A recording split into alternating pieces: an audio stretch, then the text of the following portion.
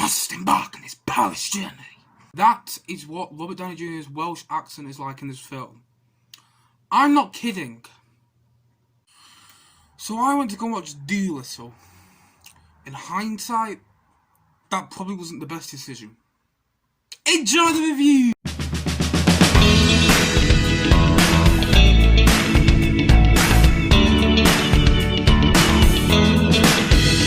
Now, you may have heard of Dolittle, and if you have heard of Dolittle, you have probably heard terrible, and I mean terrible things about it. Every movie review I've watched in this film has been terrible. The Rotten Tomato score is terrible. The IMDb score is terrible. It's just, everything's meant to be bad about this film, and yeah. I completely agree with that. And so you might be asking, why, if Spike had read all these reviews, why did he go and watch it anyway? And that is one big reason. I like seeing bad films sometimes. If it's bad funny, that it's so bad that it's funny, then you know what, I love it because it's so bad that it's funny. In this case, it's not bad that it's funny, it was just bad. But I actually kind of like going to see bad films every now and then, just to see, you know, how much it compares to a film. Like, the latest good film I saw was probably Birds of Prey on 1917. Let's see how they compare that. And oh my god, Dolittle is terribly, horrifically bad. It's so bad. It's so messy, and it's so stupid. And I mean, I'm going to get into the stuff about the film and everything, but honestly, this isn't going to be one of those reviews where I'm going to kind of keep it enigmatic as to whether I liked it or whether I disliked it. No. I'm saying it now. It is a fucking horrible film. However, there are some positives about it, and anyway, let's get into the cast and the crew, which, by the way, shocked me. The cast and the crew for this film generally shocked me when I looked at them on IMDb on the way to the cinema today. And I literally looked at it on IMDb and I just thought to myself, wow, like, they've got this many actors. So I'm just going to go through it. The film directed by Stephen Gaghan. If I pronounce your name wrong, sorry. I could be watching this anyway, but yeah, I don't know any films he's done. The music's by Danny Elfman. Danny Elfman's actually one of my favourite composers to an extent. Obviously, John Williams is up there highest, but yeah, Danny Elfman did the music for the film. Danny Elfman's done some really good music. He did Batman 1999 theme. He did Edward Scissorhands. He's done one of his latest ones was Dawn, I didn't like that film. The score wasn't bad in that film. He's done quite a lot of films, Danny Elfman, and he obviously did the Simpsons theme, which is one of the most famous TV themes ever. So, you know, you kind of have, when he's attached to a project, you kind of think, oh, at least the music would be good. We'll get on to that. But anyway, basically the main star of the film is Robert Downey Jr. and the antagonist of the film, the main antagonist is about 5 antagonists, and they all really have no relevance to the end of the plot whatsoever, to be honest. So the main antagonist, I'd probably say is Martin Sheen. If anyone doesn't know Martin Sheen is, he previously was in Good Omens with David Tennant, which I'll be going to get around to reviewing at some point. I'm going to watch that at some point. And he played Tony Blair in a film about the Queen. But he's a famous actor, you probably know if you saw him. And yes, he's basically the main antagonist in the film. Also in the film is Jim Broadbent, if anyone knows who Jim Broadbent is. He was in the Harry Potter films, he was in Indiana Jones' Kingdom of the Crystal Skull. He's quite a famous actor, quite a famous British actor. And they are off against Robert Downey Jr. If anyone doesn't know who Robert Downey Jr. is, you're living under a rock. He was in literally the highest grossing film of all time, Avengers Endgame. I'm not a massive fan of that film, but my god, that film broke some record with the box office that it did. He's been in many other films. He played Chaplin, one of the film, and he was in The Judge, the 2014 film. This is actually his first non-MCU film since The Judge, which is something, you know. And so it's got an amazing voice cast. I just want to go into this voice cast, because this voice cast, I don't know if some of them won Academy Awards, but I know they're definitely being nominated. But it's got Rami Malek in there. Rami Malek plays a gorilla in this film. He's an Academy Award winning actor. After 2018, after Bohemian Rhapsody, he's an Academy Award-winning actor, and he voices the gorilla. I don't know what gorilla's name is, it's the gorilla. Emma Thompson in there, I know she's definitely nominated for an Academy Award, I know she's won. You have Ralph Fiennes in there. Ralph Fiennes is a big actor, he plays I forgot his name is in Bond, but he's like the guy who gives all the orders in the latest Bond films, pardon me, and he's also in Schindler's List. He also plays Voldemort in Harry Potter, again, another Harry Potter actor. You also have John Cena in there, not a massive fan of the actor, but to be honest, he's been doing a lot of films lately, so there's a sense of credibility about him. You have Selena Gomez in there, you have Octavia Spencer in there, you just have this magnificent, voice cast. It's not exactly a bad voice. Tom Holland's in there. Tom Holland, obviously probably got the role because of Robert Downey Jr., because I know they're good friends since Spider-Man Homecoming. But Tom Holland's in there. That's quite a big name at the moment. He seems to be in everything, like literally everything. I know he's in Spies in Disguise and this, and I know we've got something with Chris Pratt coming up called Onward. So, you do kind of go into the film thinking, okay, that much people have attached their names to this film, you know what? It might generally be good. And my God, what the hell were they thinking? I think my biggest problem in this film is Robert Downey Jr.'s stupid Welsh accent. I like Robert Downey Jr. I don't love him. I don't love the MCU films, so I don't have an emotional connection with him after Endgame. Yes, I know people do, and that's fantastic if you do. I always really like hearing other people's opinions.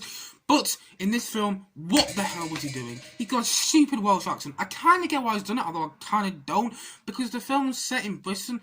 Britain, England, whatever you want to call it. And the film is set there, so you kind of get why he's done it, but I don't get why he just didn't do a solid English accent. He didn't need to do a Welsh accent. There's literally no mention of Wales throughout the film. And the funny thing is, that I find funny, is Martin Sheen is basically, they're going off with each other in scenes. He's against each other, they're doing scenes together. And Martin Sheen's actually a very famous Welsh actor.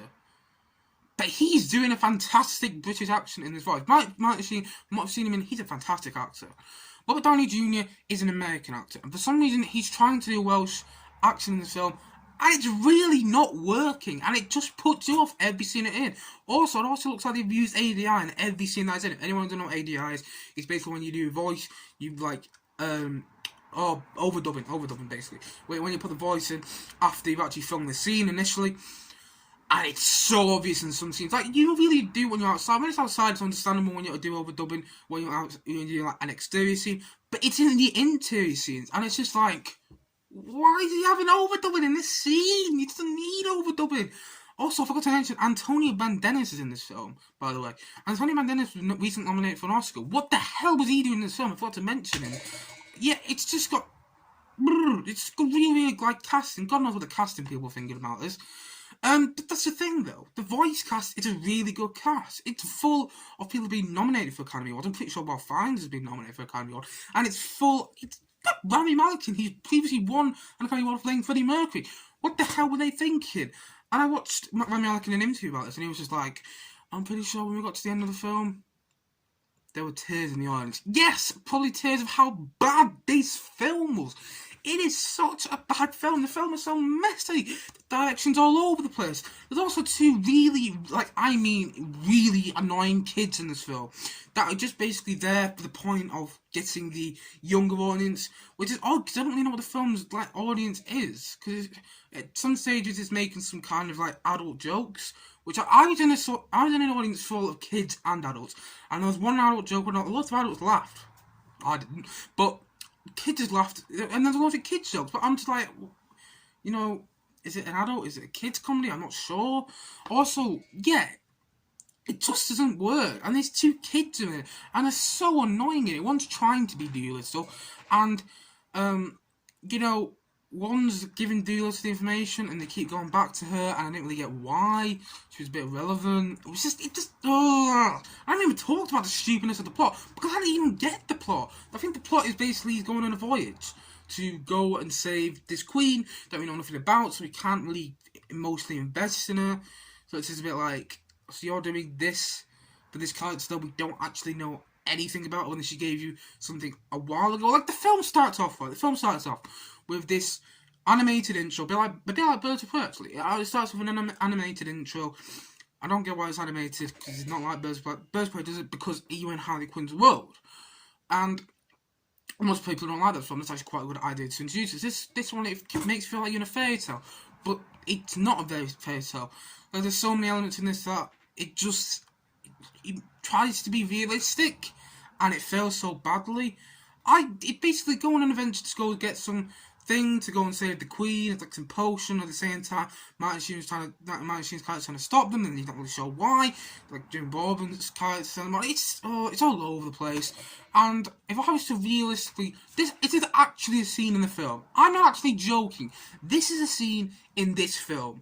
Robert Downey Jr.'s character Dolittle takes a bagpipe out of a dragon's ass whilst the dragon is farting. That's actually a scene in this film. I'm not joking. It's this scene here. This is actually the scene in the film. And it's no relevance to the plot. It's literally there to get some laughs. And the kids were laughing at the start of this film. When we got to this scene, literally, there's a bit of a pause after. And you understand why, to hear the audience laugh. I'm sat like towards the front, so the audience is all behind me, and I'm literally there like, are they laughing? They haven't laughed. No one was laughing at that scene. It wasn't funny. It was just like, why? It didn't make any sense. Why is he taking a bagpipe out of Dragon's ass? It played no relevance to the plot, and if it did, then the plot wasn't. It's pissing me off, this film. I'm going mental because of this film. This film is so stupid. The plot was all over the place. It was so messy. The CGI was not even done 100% correctly. I haven't seen Cats, but to be honest, it doesn't look as. The Cats. Okay, actually, I take that back. The Cats CGI looks bloody awful. But still, the CGI in this looks horrible. It's just half the scenes don't feel finished. For some reason, there's a giraffe at one stage, voiced by Selena Gomez. What the hell was she doing in this film? I don't understand anything about this film. I need to calm down. Apologies for my little outburst. This film has made me mad and insane. Bloody Welsh accent. Anyway, it doesn't come as a surprise to me that this film was terrible. Honestly, with the reviews, I was expecting a terrible film. Literally, the lack of direction, the lack of just acting, to be honest. I like Robert Downey Jr. He plays the Iron Man well. And I haven't seen him in anything else. Actually, I have seen him somewhere else. I can't remember what it was now. Oh, I've seen him somewhere else. What did I see him? Oh, I can't remember now. But I really like him. That's Sherlock Holmes. He's fantastic as Sherlock Holmes. Honestly, he's fantastic as Sherlock Holmes in the Sherlock Holmes films. Films I actually really like. So I was expecting some more from Robert Downey Jr. He doesn't do this very well. And to be honest, it's quite disappointing. Because as much as I might not like some of the MCU films, he's sometimes a highlight of them. Like Iron Man 3, not a massive fan of it. Iron Man 2, not a massive fan of them. But he's the highlight of those films. This film, he's like the highlight. He's like, whenever he's on screen, just like, I can't get over your stupid Welsh accent that's obviously been overdubbed because it wasn't as good the first time. It's still not good now. It doesn't make any sense why he's actually done a Welsh accent. If they wrote into the script, they haven't played right. Anyway, I'm not gonna complain anymore.